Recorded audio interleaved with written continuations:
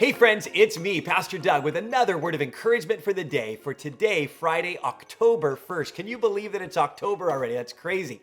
Hey, today's word comes out of the book of Matthew, chapter 26, verse 50. And in it, we read Jesus' surprising response to one of his closest friends who betrayed him. You probably know the story.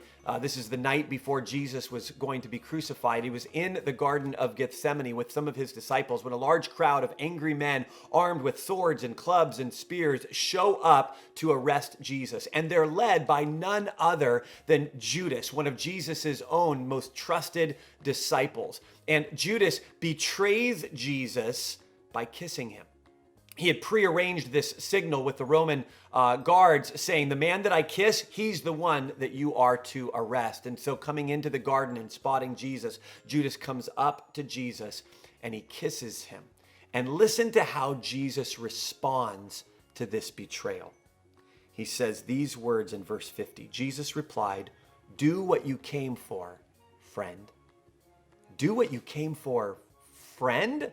Now, it's maybe easy for us to think that, oh, Jesus was just being sarcastic. He was just being passive aggressive. He was just calling Judas friend in order to make Judas feel really guilty for his betrayal. That's what you and I might do, right? That's probably how we would respond if someone, one of our closest, most trusted, people in our life betrayed us. We would probably respond with sarcasm or passive aggressiveness or anger or even violence. But I don't think that's what Jesus is doing here because, see, Jesus never reacted to other people's destructive, violent behavior with violent, destructive behavior of his own, right? Jesus responded, but he didn't react.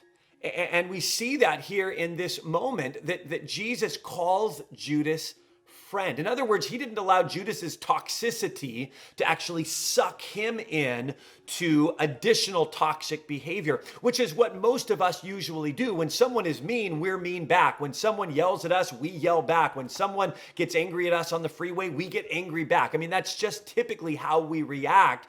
But Jesus doesn't react that way. He doesn't allow someone else's unhealthy behavior to suck him in to unhealthy behavior of his own. He responds, but he responds appropriately. Even in the next few moments, it seems that there was a bit of a skirmish after this exchange between Jesus and Judas. Peter pulls out a sword and starts swinging at the crowd and lops off the ear of one of the high priest's servants. And Jesus says, "Stop, knock it off." Actually heals the man's ear and tells Peter to put his sword away because Jesus was not going to react to violent behavior by bringing violent behavior of his own. That's just not what we see in the ministry of Jesus. He just doesn't allow himself to get sucked in.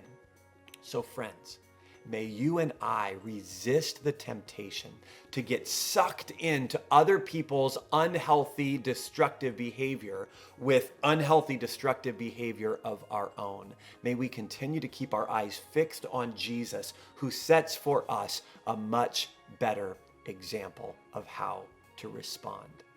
Friends, I hope you'll join us this Sunday as we continue this series that we've been in called Eating with the Enemies. Hope you'll join us either in person or online, and then we'll pick these videos back up next week. We'll see you then.